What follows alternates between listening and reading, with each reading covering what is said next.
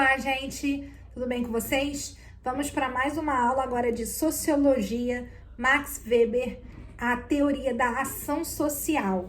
Se a gente for observar o Weber, ele tem uma diferença em relação ao Durkheim em uma questão muito simples.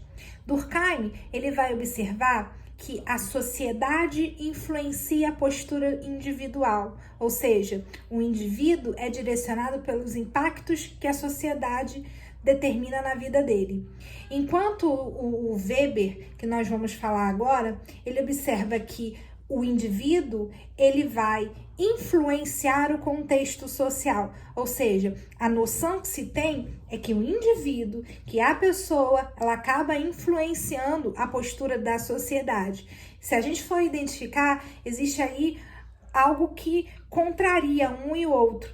É uma diferença mínima, mas que é extremamente importante para a gente conseguir entender esses autores que nós estamos estudando. Weber vai criar uma teoria chamada teoria da ação social.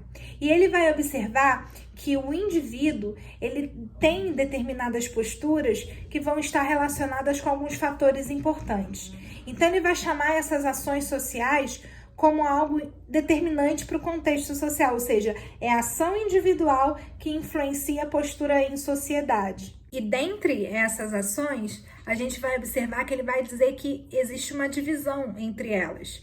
Você tem uma ação social que ela é afetiva, uma ação social que ela é tradicional e uma ação social que a gente pode dizer que ela é racional. E essa ação racional, ela tem uma dinâmica que é em relação a valores e a fins. A ação social afetiva é aquela que a gente promove com um sentimento. Por exemplo, dar um beijo na mãe. Eu vou dar um beijo na minha mãe porque eu amo a minha mãe. É o amor, é o afeto por ela que propõe ali esse beijo, esse abraço. Ou seja, temos determinadas ações orientadas por nossos sentimentos.